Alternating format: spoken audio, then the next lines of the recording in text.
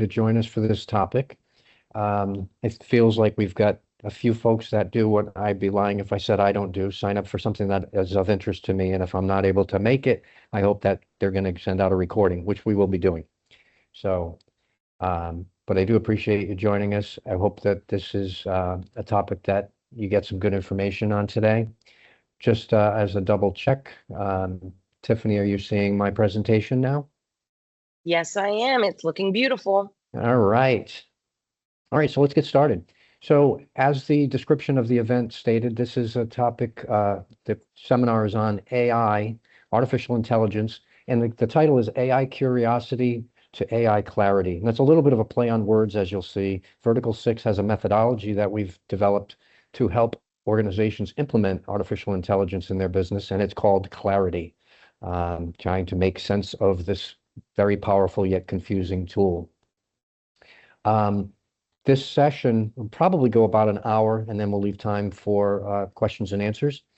This will be about a methodology, about a process and things that you will want to consider if you're implementing AI and enabling AI in your business. It will be things to avoid, pitfalls, things that we've seen that can make for successful projects and those things that detract from success. What it won't be is a detailed technical discussion about AI tools or those types of things. And frankly, one of the reasons that we've focused our efforts on a methodology to help clients implement artificial intelligence is because the tools really aren't the key factor, right? There's a bunch of good artificial intelligence tools out there. The reasons that projects succeed or fail, the reason that businesses achieve results or don't, are often the methodology that they're following and some very important things that we'll cover in today's session. So first, just a little background on Vertikal6 and myself to set some context. Vertikal6 is a managed service provider, a technology company. The core of what we do is that IT managed services, where we are the outsource IT department for companies large and small. In that area, we have a 24/7, 365 help desk. Like most really good MSPs, we have a cybersecurity practice, and many of the folks that are attending today and that work with Polaris are manufacturers who work with the Department of Defense and are needing to get CMMC certified. So Vertikal6 helps with doing the readiness assessments and things like that. And we also have an area where we help companies through what's called a VCISO, or a virtual chief information security officer, for folks that don't need a full-time person. So those are the core of our business. We have two additional departments that I think make Vertikal6 really unique. And some of you, I see there's some familiar names on here, know us through these two areas, but we perform software development and implementation. And that's where this whole AI practice sits, where we help companies utilize artificial intelligence in their business. And last and not least, we have what I've always referred to as an agency within the agency. We have a team that does nothing but website design and digital marketing. And while we won't cover it today, digital marketing is not what it used to be. It's not what it was even a couple of years ago. Today, if somebody is doing search engine optimization, which we do for our clients to ensure that your website appears in search engines, it must include getting you to appear in AI tools and AI bots, right? And there's a bazillion acronyms for that. There's AEO, AIO, GEO, SEVO. All of them just simply mean making sure that your website appears if somebody is now using ChatGPT to find a manufacturer of something or an accounting firm, et cetera, et cetera. So that's what we do as a company. And I wanted to give you that as kind of context. We've been around for about 20 years. Because of the breadth of what we do, we're a trusted advisor and a single source for our clients of technology needs. We're about 75 people, the majority of whom are in the US. And we work with about 500 clients during the course of a year. Some of them are hosting a website or reselling a product, and others we're talking to literally on a daily basis. So that's what we do. For context, again, my background, I'm a vice president of business development at Vertikal6. I've been in the business now, the technology services business, always working with clients for all 40 years of my career. In the beginning part of my career, I was focused almost exclusively on ERP software systems for manufacturers and distributors. So I've worked with a lot of companies over the years who are probably a lot like you and have similar needs and goals. So I'm excited in my role at Vertikal6 to help evangelize some of our new product and service offerings like AI Clarity. So with all that said, let's jump into it. So there's a lot of statistics out there that tell you what's going on in the world of AI. The one that I love the most is Polaris just did a survey not too long ago. And of the respondents to that survey, we found that 80% of the people, the manufacturers that responded in this region, have employees that are already using AI in some way, shape, or form. A little over 81% of them have learned it on their own, however, through experimentation, research, trial and error, things like that. And as you can tell by the way I said that, or maybe the face that I made, not really a fan of that approach. And we're going to talk about why there needs to be more of a methodology and governance around that. Some interesting factoids, how people that are using AI, according to this survey, where they're using it in their business. And they could select multiples. Over 50% of the people are using it in back office administration, like accounting functions, which is most common. About 40% using it to crunch numbers, a power that AI really brings to the table. You know, crunch the numbers, provide some data analysis, some information. And then last but not least, customer service and some self-service type support. And, you know, during the course of this presentation, I'll try to give some real world examples of projects that we are working on, and also just things I'm seeing in my world. So I don't know about you, but in the last few months, I've happened to be dealing a lot with healthcare organizations and automotive organizations. And in both cases, I've seen some really varied use of successful use of AI on the phone systems. Some of them have been phenomenal, where they have an automated attendant that helps you schedule things or answers questions or gets you to a real person. And like I said, I've seen some that are phenomenal in, if I want to use that tool, continuing, others not so great. So when we talk about AI and how it might be used in your business, we want to make sure that you pick a tool, a system, and a process that really is going to provide value to you and your customers. So the takeaway from our perspective on this survey that Polaris did was that, you know, this is what we're seeing out there. My guess is, you know, in your businesses, AI might be getting used maybe without specific guidelines and policies. And that's something that we need to talk about today. And what are the things that you can do to ensure that if it's going to be used, that you're leading it rather than allowing it to happen organically. And I should have said earlier, if you have questions, please drop them in the chat. Tiffany's going to help me to keep track of them. If it's something that can wait till the end, we'll cover them then. If it's something that we should jump on right now, she can interrupt me and we'll address it at that time. There's a term in the industry called shadow AI. And what that means is people within the organization, employees in different departments, taking it upon themselves to utilize the technology. And that's, in many cases, can be risky. It can create issues for you as a business. So that's what we're trying to avoid by setting some policies and procedures in place when we implement AI in a business.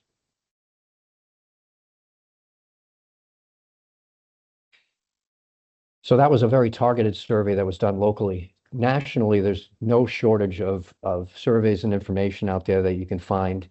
There's a couple here that we found a while back, and really we like them, of course, but because it ties to our philosophy about the right way of implementing a technology like artificial intelligence. A McKinsey survey said that about 64% of companies are in fact seeing increases and improvements in innovation in their businesses through the AI technology, but only about 40% of those projects are providing measurable impact on profitability, positive impact on profitability. So we're going to talk in this session about what are the goals of the AI that you're implementing. And if it's around profitability, then we need to make sure that it's being successful. But that is not the only thing that companies are looking for when they utilize this technology. And we'll talk about that as well. Another Gartner group is like the source of information about the technology industry. And they reported that nearly a third of projects that are started, like proof of concepts, are abandoned. And when you dig into the study a little bit more, some of those are because larger companies have a lot of budget to just experiment, right? So they try something and they fail fast, or they move forward and they implement it. But if you dig into the study, they also talked about a number of those abandoned projects are because they failed. And I think we would all agree, if you're spending time today, that AI is not a trend, right? It's here to stay. It's going to evolve quite a bit, and it's going to transform the way we all work. So if that's the case, how do we do it successfully and safely? Three areas that the Gartner Group study pointed out that are really keys to success, we're going to talk quite a bit about in this session, and I've listed those here. So once again, the slides that are coming up and our discussion is going to be about a practical and organized framework that you can follow to properly and successfully enable AI in your business and get the results that you're looking for.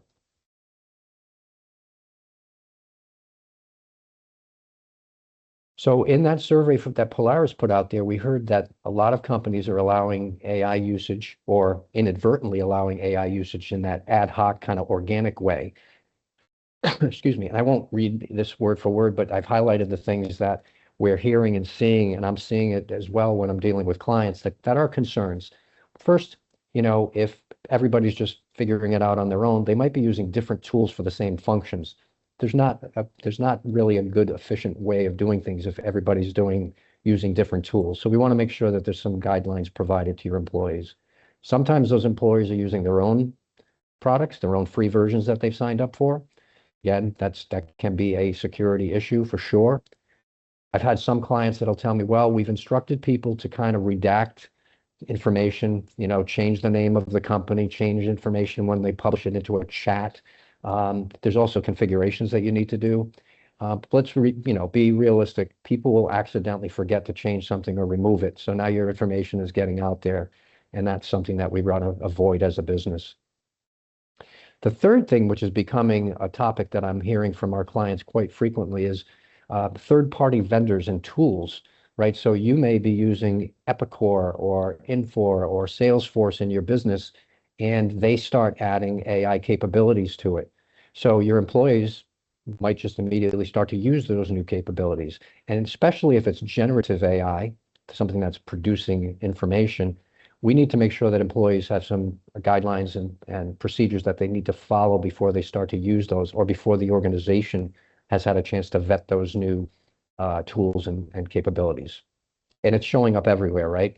Adobe, there's some AI in there. We use a system from SAP for our expense reimbursement. There's AI in there. Most of them are helpful and safe, but once again, those are things that if without an organization setting the standards and moving this forward, there could be issues with security and reliability of data.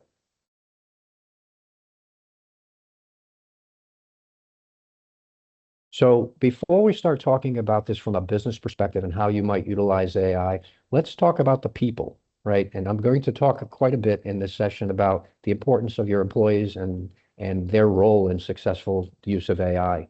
If you sit in on any sessions like this with any technology company, you're going to see a slide like this one. It talks about the maturity levels of people and where they are in their use of AI. So the first use, and some of you may have done this, I know I started here, is I started using ChatGPT and Copilot and Claude, like just a search engine on steroids. And it's pretty good at that, right? Quick answers, consolidates it. I don't need to click through 100 websites to find the answer. I don't need to scroll to page 2, etc. That's one common use. Another one is people using it in drafting an email or summarizing some data. And that's a great place to start. And you may have some employees that are there now, or when you roll out AI in your organization, that's where many people will start, right? And we'll talk about that. The second level is what we call automate and do. This is where AI is actually completing tasks on your behalf. And a lot of times people start with number crunching, some basic workflows that are repetitive. And most of the time that's in, not necessarily customer facing things, but things that I do in my job. And during the course of this presentation, I'll make references to real world examples with clients and so forth. I'm going to come back to that one with my own personal experience a while back that really changed the way I look at AI.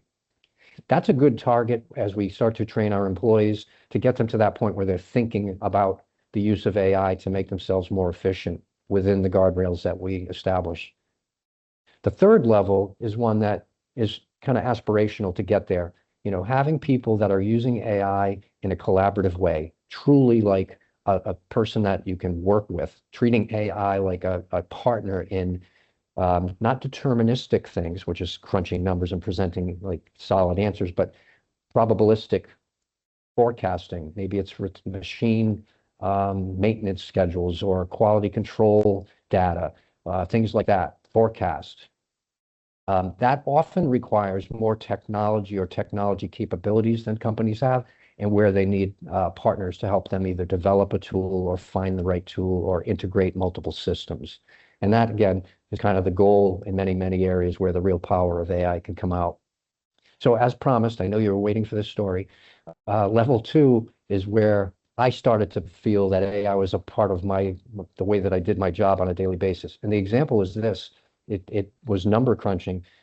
Myself and one of our accounting folks, Molly, needed to do some data crunching so that we could do an outreach to a very specific customer set of our Vertikal6 clients. We needed data about the areas of our services that they were currently utilizing so we could give them some announcements. But we only needed we only could communicate this to certain people.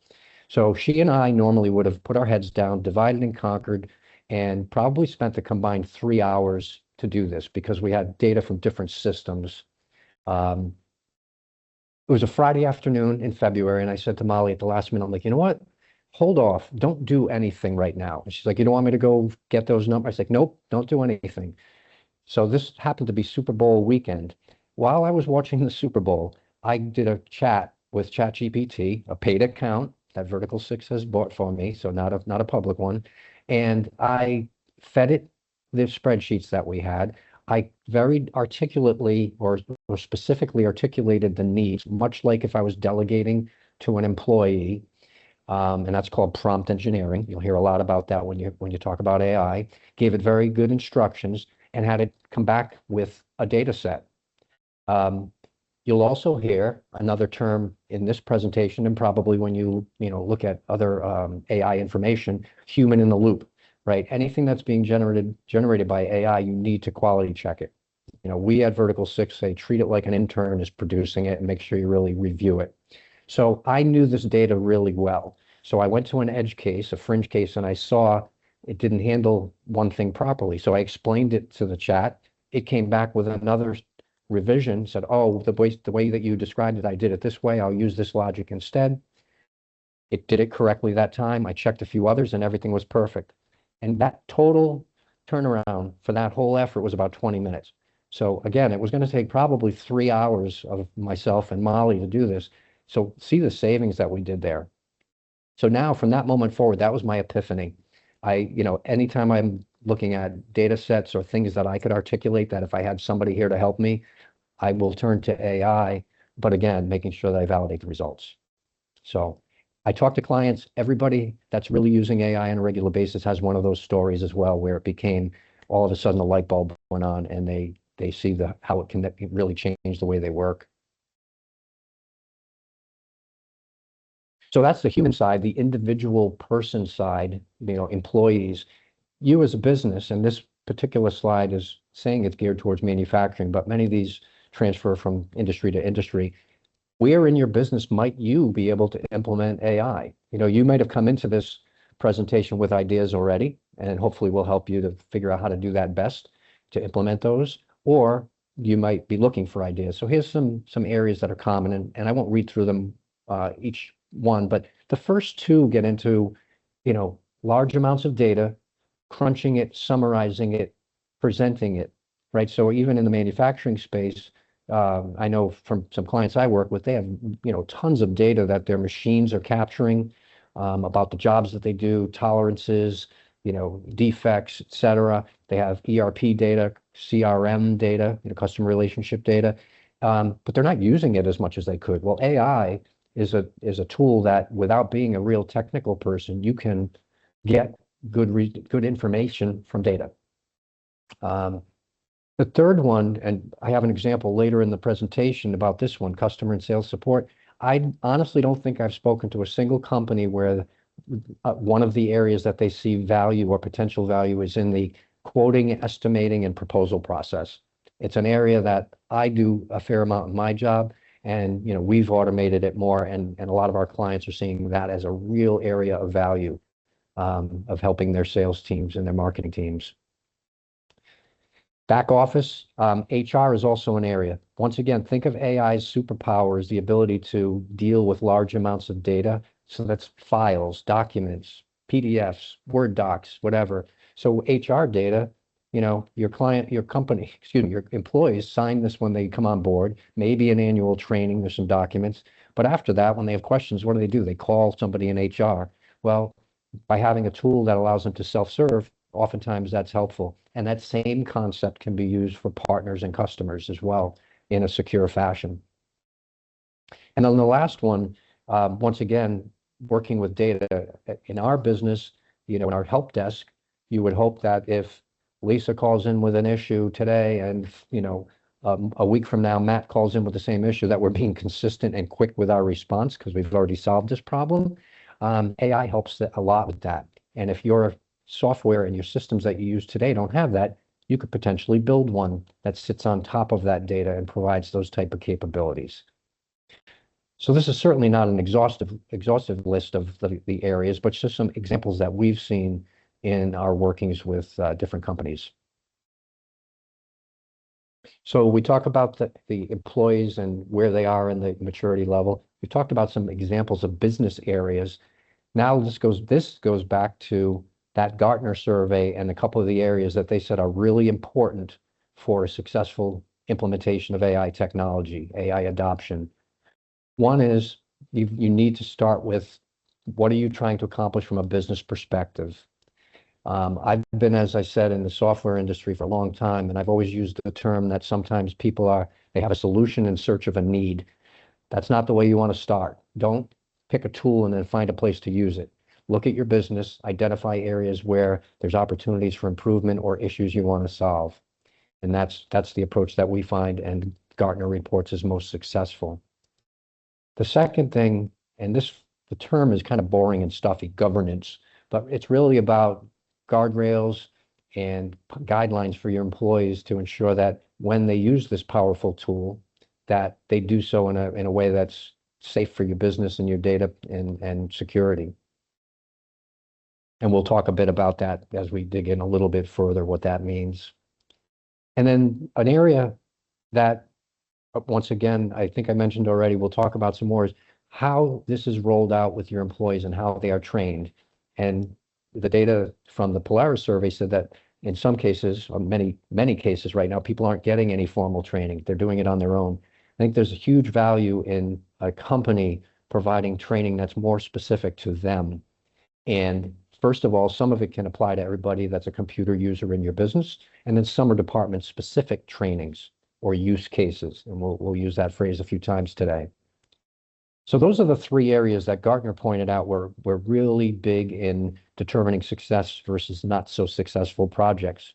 And of course, we agree with that, and our methodology reinforces those. We're going to dig into each of those a little bit further right now.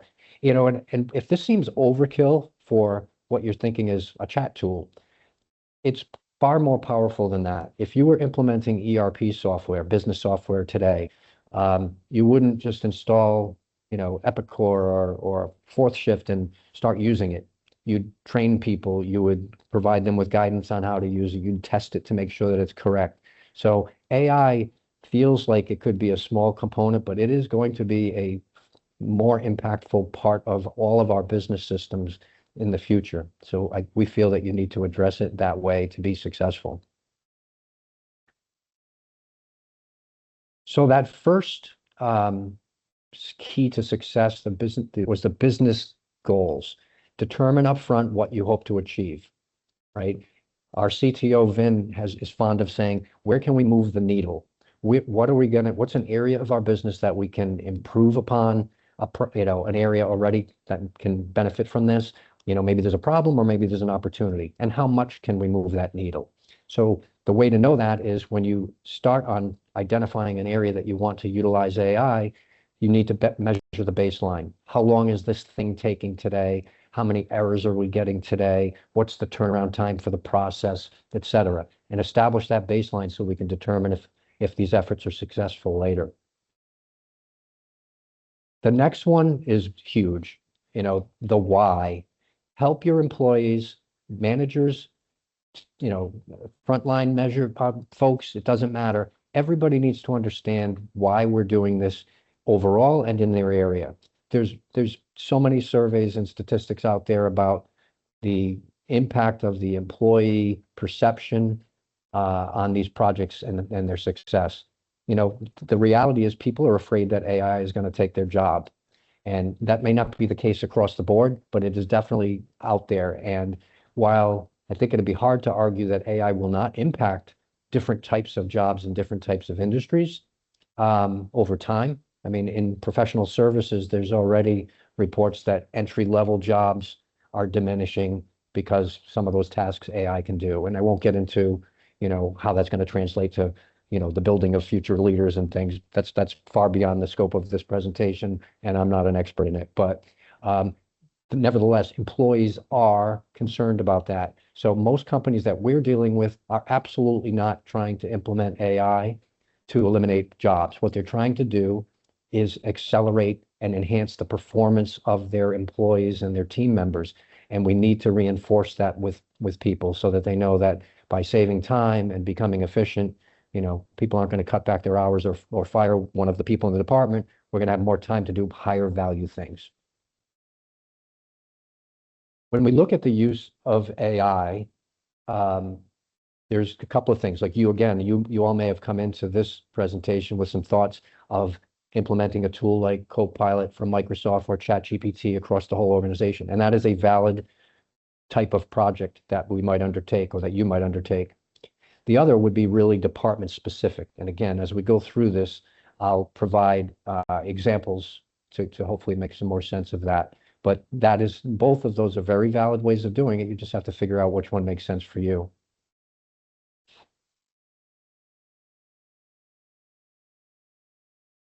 Great. The second area that the Gartner survey pointed out that was really important, and when I learned about this one, it was eye-opening to me. So I'll try not to get too technical on it, but AI requires and effectively uses data, files, information, and tons of it, right? Well, if you were to work on a project or you were to start to implement AI in an area of your business, the first thing we need to decide together, or that you would need to look at, is the readiness. That's also a term you'll hear a lot about when people are implementing technology, and especially AI. So what data will this system need to do the job that you're going to ask it to do? If you're a Microsoft shop, you probably have at least one SharePoint site, maybe multiples, maybe one per department. You might have a local file server with data. You might have information in your business software or your CRM system, right? Which of those data sets does this tool need access to? Sounds relatively easy to figure that out.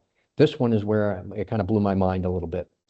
Reviewing the permissions and access that has. So if I were to use Microsoft Copilot right now, it inherits the permissions that I as an individual have within the Vertikal6 environment.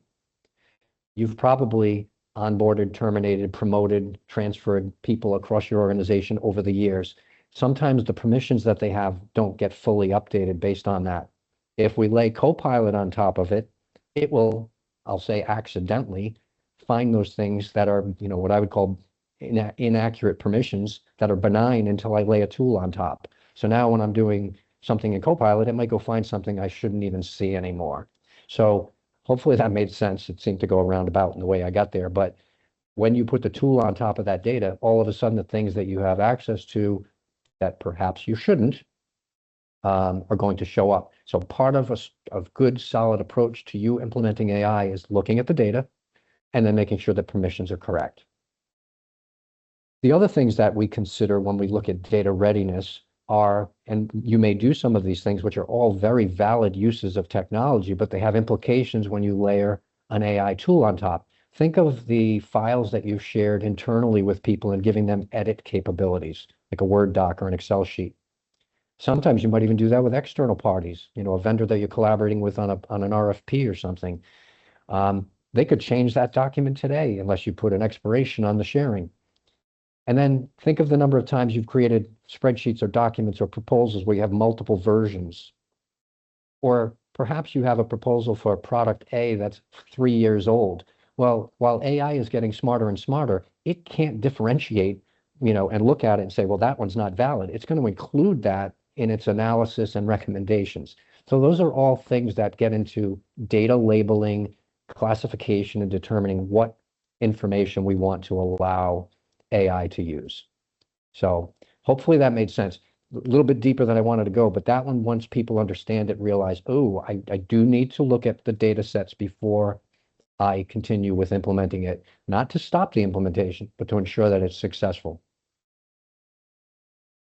And then the last piece that the Gartner Group study pointed out and that we feel is really important, or the two pieces in one here, governance and sustainment of the AI program. The first one is an acceptable use policy, and you could create one with AI, or you can download one right from the internet, but you need to create one that is real for your business and that makes sense and that employees can follow. Because of the nature of what AI can do, it's important that it conceptually integrates with your cyber awareness program and your training to ensure that people understand how to use the tools so that it doesn't put your business data at risk. Many of you, if there are I know there are some manufacturers that have joined. You might be ISO certified, you might be CMMC level 2 or working towards those things. So to achieve those, you need to have some of these things in place to ensure that your data is secure and that your partner data, your customer data is also secure. Part of the governance of an AI implementation is how we approach training. We always recommend doing a pilot first, and we'll talk a little bit more about that later, but that's the way to ensure that we've got the particular program that we're implementing defined well and that people know how to use it, and to get some early wins as we start to roll this out across the company. After the pilot, we then continue with rolling it out through the other, either if it's a single department solution or we go to the whole company in waves. Human review and QC requirements. I think I used the phrase earlier when I gave my example about the data crunching that I was doing. The term is human in the loop. Generative AI can hallucinate, right? Have you heard that term? It's real. In the absence of information, AI will sometimes just come up with stuff. There was a case, and the tools have evolved a lot, but there was something months ago that a law firm accidentally used something where AI created precedents that didn't even exist. And I believe they got sued over that. So you have to be careful. Your employees need to understand that it's a tool to help you generate proposals or content of varying types, but you need to review it. There's another thing. I learned this phrase the other day. Sycophancy is AI also tends to tell you what you want to hear.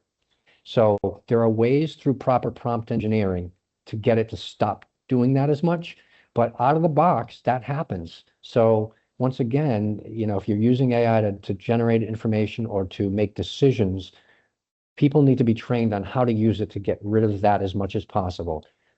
Have quality control on it, try to minimize hallucinations, and there's ways to do that. You can't eliminate them necessarily, but you can certainly minimize them. And then to deal with that whole AI being your buddy telling you what you want to hear. A slight aside on that, and I'm not to say I was ever a huge fan of The Sopranos show, but I saw something online. It does have profanity in it, so if that bothers you, don't go find it. But it was of course generated with AI, and it shows Tony Soprano using ChatGPT for the first time. It was pretty funny, but it started to at first tell him what he wanted to hear, but then later not so much. Pretty good one. The next two get into sustainment.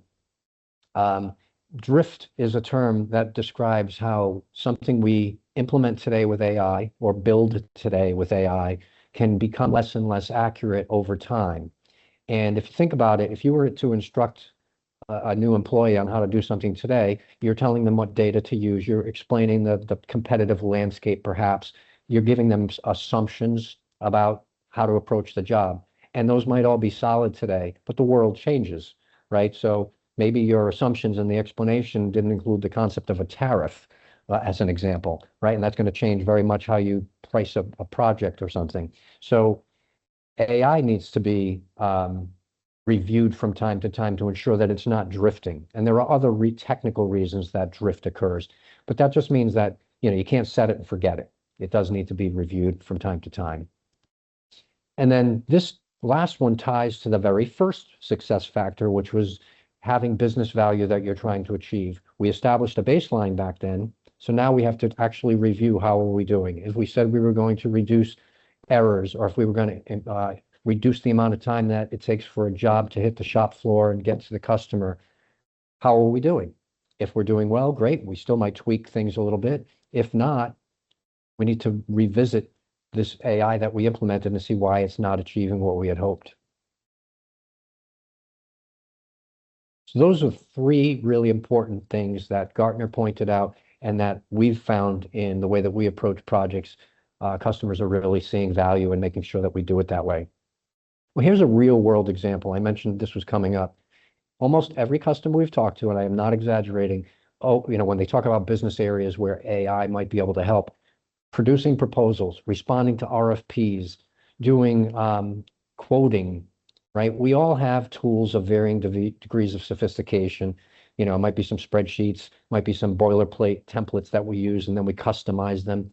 It's somewhat manual, and because multiple people do it, it could be inconsistent.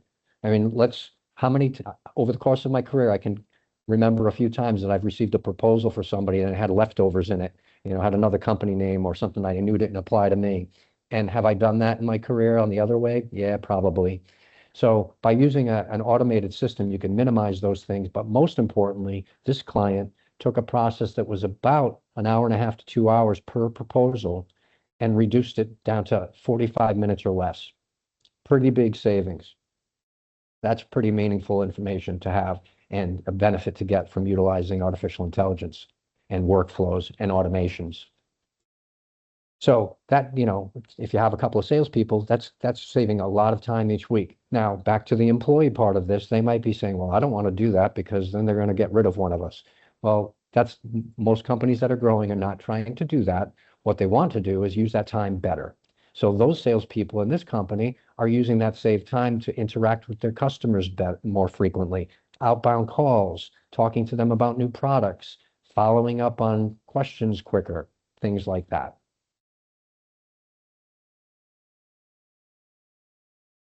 So once again, you may have come into this seminar with some thoughts on where you might use AI in your business, and hopefully as we continue, you'll be getting some ideas and already have perhaps on how to attack that and do it well.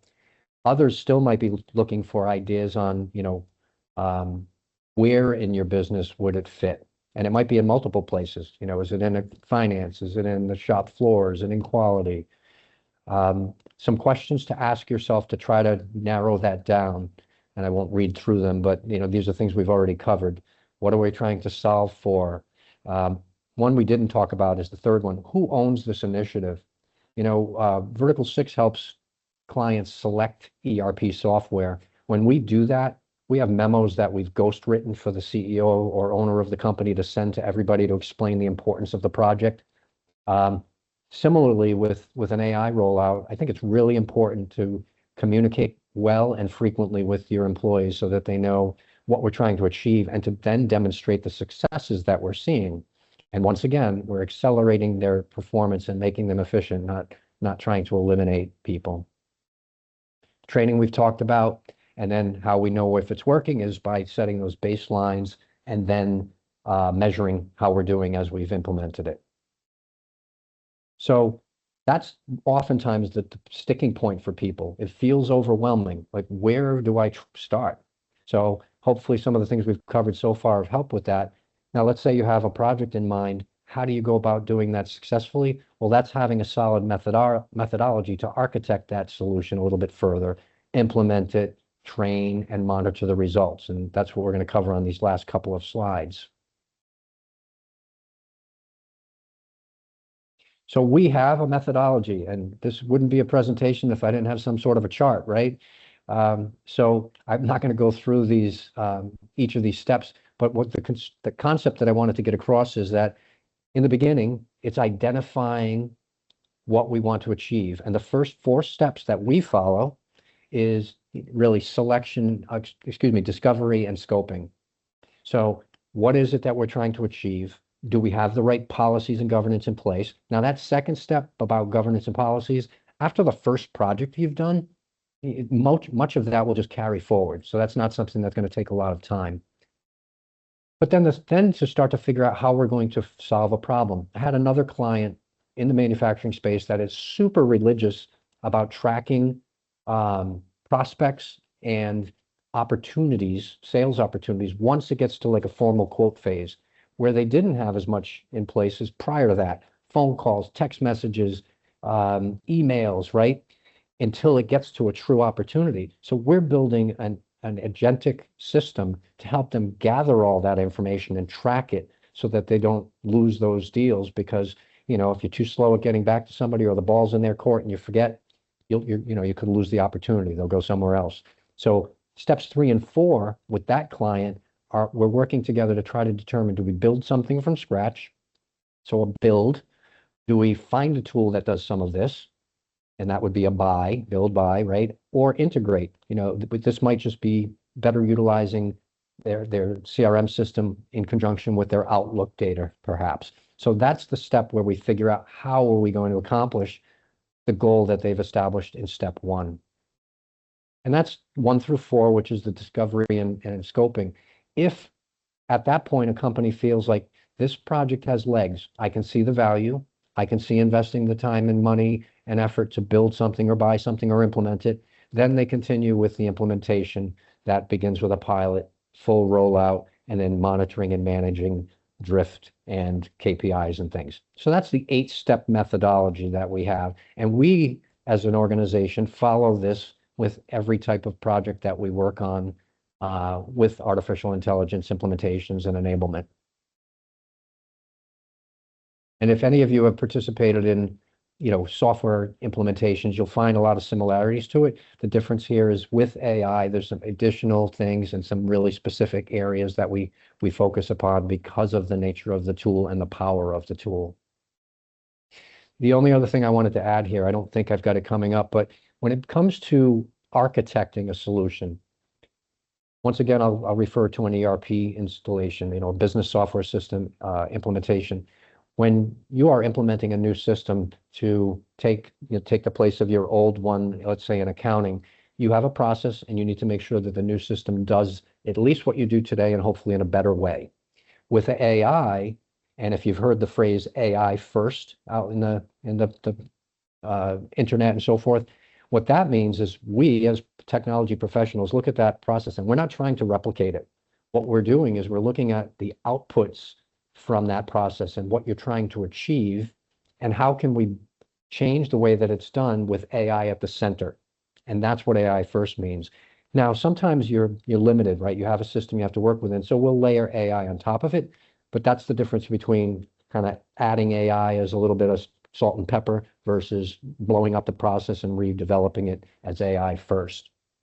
I've tried to give an example here. If this was in accounting and you were implementing a system, you'd want to know that it produces AR, produces an age trial balance. Well, you probably would always need one of those.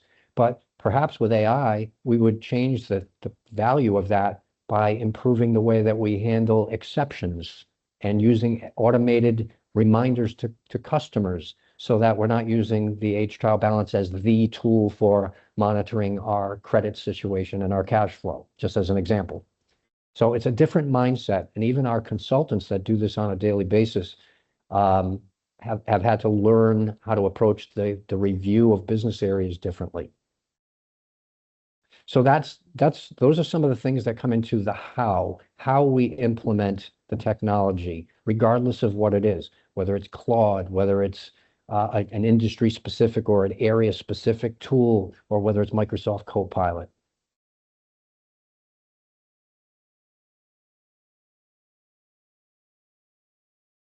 So we've been working on this methodology before it had a name, and again, it is called Clarity, for going on 9 months now. In the last 6 months, we've been doing pilot programs with clients, and over that time, we have found that there's probably 3 ways that companies approach AI and implementing it and getting the value out of it. and especially when it's the first project that's being done formally. So I'd like to give you a few examples as we go through this. So the first one, and many of you may be thinking this now, is like, okay, I have one particular area that I want to automate. I mentioned that manufacturer that wanted to focus in on the early stage sales opportunities. Another example of a client that came to us, they specifically said, this is a process I want to improve. I want to automate it. I want to make it efficient. I want to save time. It's a CPA firm that specializes in research and development tax credits. So many of you are manufacturers you might be familiar with, hopefully getting R&D tax credits for the work that you do. So this CPA has to crunch tons of W-2 data, project timesheet data to do what they do. So they had done kind of a proof of concept themselves, and now we're building a formal agent that will do it for them. And the anticipated savings, we're not quite done with it yet, is it's going to save like 60 or 70% of the time that they spend on the data crunching. And that will allow them to spend more time analyzing and refining and talking to their customers and making a better end recommendation for what they do. Another example is we work with a beverage distributor in the wholesale distribution industry, and they have a month-end process that has like 70-ish steps to it.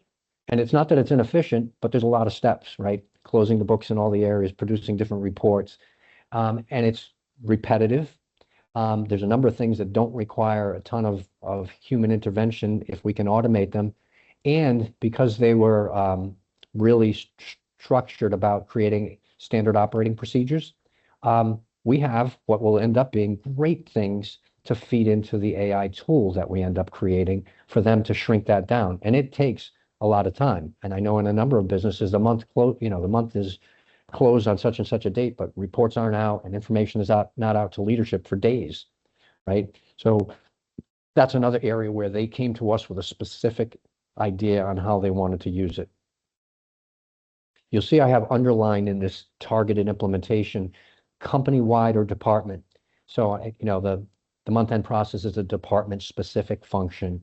Another one that's company-wide, and some of you may have come into this session thinking about this, is, what general AI productivity tool might I implement in my business and how do I do that? Well, one of those tools could be Microsoft Copilot because it's embedded in the Office applications already if you have the right license. Another could be ChatGPT or Claude or something like that. But that's one that you're going to roll out across the entire organization. And our approach would be to use that 8-step methodology to do it. Picking a pilot group, rolling it out with them, continuing on through the process for the entire company. One thing I didn't mention when I described the 8 steps that I think is really important, especially with implementing a technology like AI where people do have concerns about it, is as part of the sustainment, people that are either part of the pilot or part of the waves that are now perhaps using it, if we're rolling out the tool in waves, is letting them report back on the successes so that you can then share that with the organization, and have a champion really putting it out there and see what Brian did in his department. If you did something like that in yours, how could you benefit? How could we improve as a company? So that's part of the kind of closed loop system to ensure that you're getting some excitement and publicizing the wins that you have. So those are targeted implementations. So if you have an idea, you have a function, a department that you think has a lot of room for improvement, perhaps you would start there. And of course, it varies a lot, but we're talking a few months at least for those types of projects to go from refining the requirements through implementation. Some companies, some organizations are still at that point where they just don't know where to begin. They know they want to and need to. So either they or we or somebody like us would do a discovery. And that is meeting with each of the areas, evaluating the business processes. We would tell folks ahead of time, give them some homework to prepare for the meetings so that we could together find those opportunities. What areas of the business have too much repetition or data crunching that's being done manually? How do we identify those, prioritize them, and select one or more than one to move through that 8-step process? So that's one way that I've seen do that. Worked with a client recently that had started that process of meeting with their departments, and then just, they have a full-time job. So they've asked us to help to finish that process and help them identify which project or projects to start with. The last approach that we see some companies working in is the highest level of investment and sophistication, and that's called a TMO, or Transformation Management Office. And those are the companies that see that AI is not going to be a one and done kind of thing. It's going to be something that gets continuous investment, continuing evolution, and they just decide we're going to invest X amount of time and money into that 8-step kind of process, whether they're doing it with us or by themselves, of evaluating opportunities, implementing them, measuring them for success, making sure that they manage drift and things like that, and then looping back and doing it again, lather, rinse, and repeat. And in a structured approach, we see that companies try to maybe get one project through that cycle each quarter. Kind of aggressive depending on the size of them, but that's a general guideline. So those are the 3 ways that we see starting these types of projects. I haven't yet found anything different than that. They kind of fit into one of those buckets. And I do see companies struggling with, do I pick one or do we do the discovery? And that's something you have to decide for yourself based on the size of your organization, the management team you have in place, and what you're trying to achieve with this. So from a methodology standpoint, I hope you can see that the approach that we take and that we feel is sound really can meet you at any point where you're at.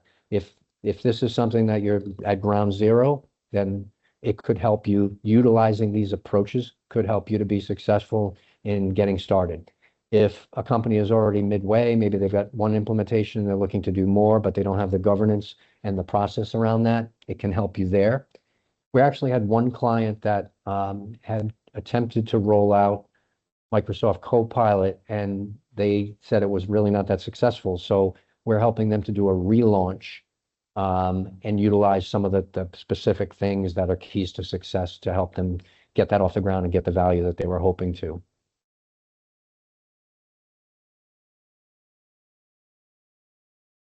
So that is our presentation for today. I hope that this helped you to either identify areas that you could be utilizing AI, or if you're already utilizing, maybe you got some tidbits on how you can improve the use of it, how you can make sure that your employees are getting the benefit and that you as an organization are seeing the results that you had hoped.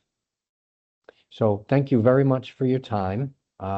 We have some extra time now in the allotted time slot. If you have any questions, I'm happy to answer them. And thank you again. Thanks, Jim. That was awesome. Super helpful to gain some insight into what Vertikal6 does and how it can help companies implement AI in a safe and effective manner. I do have a couple of questions for you. So let's see, if you could pick only one thing that we should focus on to ensure a successful AI project, what would it be? That's a good one. That's a really good one. That kind of reminds me, what does this say about me? I follow a cardiologist on YouTube, and his son interviews him every day and says, Dad, if you could only do 2 things to stay healthy and live long, what would they be? And I always watch that to see what he says. There's so many things that in that example he might say. And in this one, there's a lot of things that I touched upon. The one that I would probably hone in on is the people part of this. Everybody thinks about the technology, and just like you probably have all learned over the years, just like I did, and you always hear people, process, and technology is key to any implementation or technology project. With AI, especially, communicating well with your employees, what you're trying to achieve, removing and minimizing the fear that they may have, and helping them to see how having AI at their fingertips and at their beck and call is really like having an assistant or multiple assistants. So that's what I would focus on, is the communication and the human element. Awesome. Thanks. Okay, here's another one. I'm not an early adopter of technology, but don't want to fall behind. So what are some business areas that I could safely start with? Interesting. So I'll use an example on that. So not an early adopter. As a technology company, we've been helping people to move to the cloud, right? That was the thing that everybody talked about for a long time. And we had a lot of clients that were reluctant to do so. They wanted an on-premise server. They wanted their data where they could see it and touch it and all that. So I get it. And there's nothing wrong with being conservative. So the same thing with AI. If you've got somebody that is, as an organization, as a leadership team, or as an owner, reluctant to go too fast and be on the bleeding edge, I would say to start with something internal first, that the end result will certainly trickle down and provide maybe better service to customers, but not something that's going to be in the customer's face right away. So a back office function, the Polaris survey results that we saw said that that's where a lot of people were starting. So improve efficiencies in the back end of your systems first. Thanks. That makes sense to me. Does anyone have any questions? Because I do have a couple more, but I want to make sure that we get to anyone here. Okay, I'll throw another one out.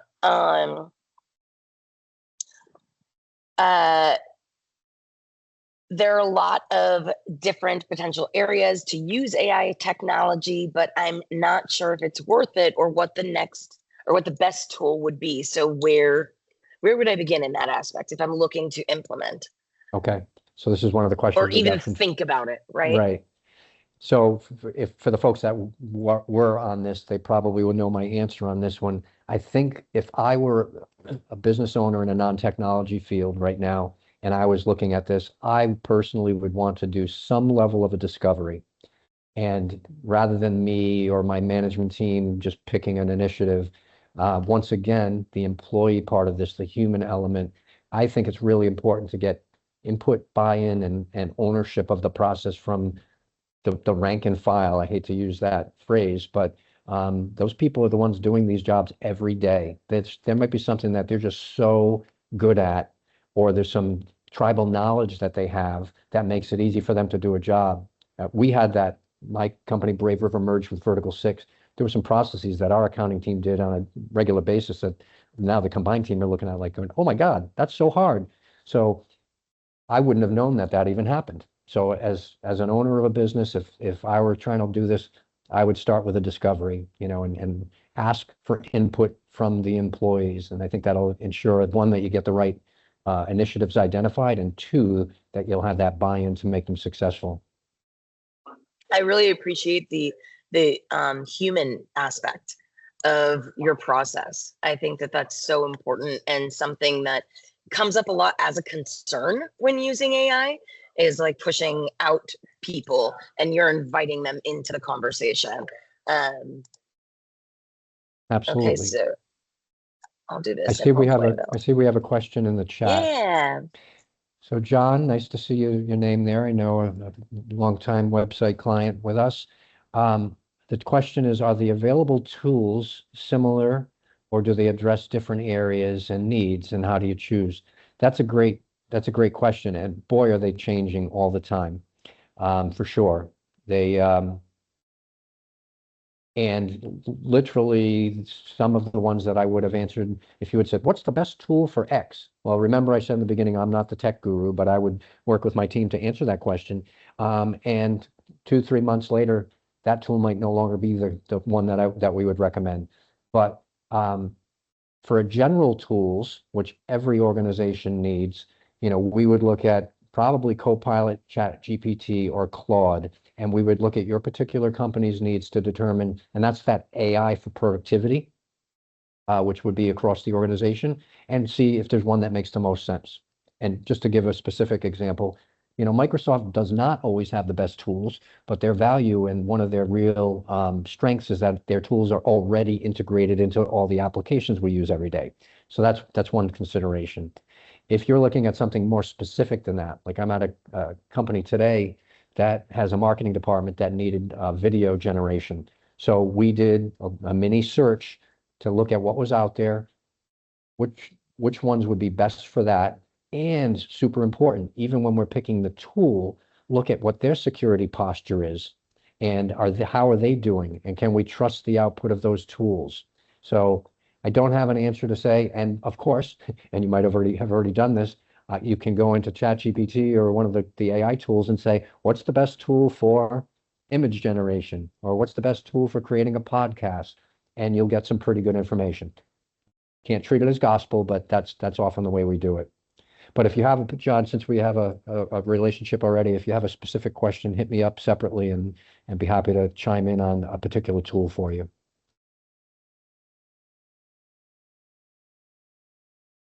Thanks. Does anyone else have any questions? Because I do have one more here.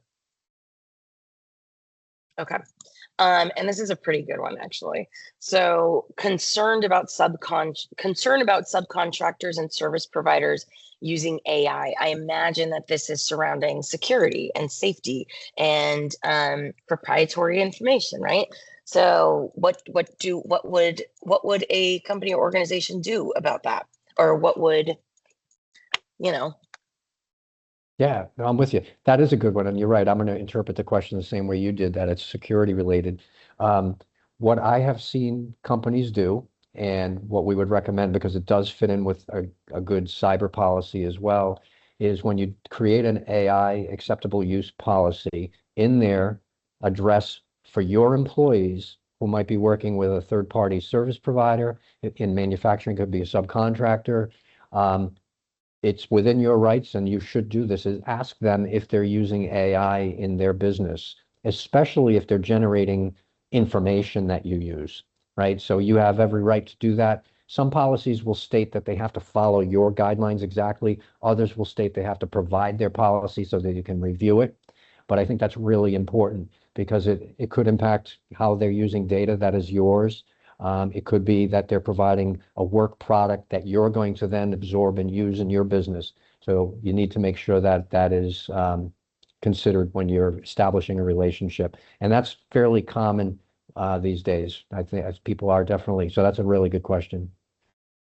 Yeah, again, I really appreciate the coming back to the human level where, these are tools meant to make our lives easier, um, not add more stress or detach from the jobs that we actually need humans to do, right? So I very much appreciate that. And thanks for this wonderful presentation. I am going to be sending out this slideshow with the recording as well. And Lisa, she couldn't join us today, but Lisa is our representative. She's the in-between between Polaris MEP and Vertikal6. So I will have her contact information on there if you guys are interested in learning more about Vertikal6 and how they can help your AI path. Is that what you would call it, Jem? A path, your journey to AI utilization and implementation. Cool. So if nobody has any more questions, I'm going to send out a kind of a recap email, and feel free to reach out with anything in the future. Yeah, so thank you very much to Polaris for partnering with us on this. I appreciate you, Tiffany, and the team there. For those of you that joined, or for those of you that are watching this later, don't hesitate to reach out to Polaris or to me directly if you have questions. And I hope that you find this informative and helpful. Awesome. Thanks so much. Have a great day, everyone. Bye, everyone.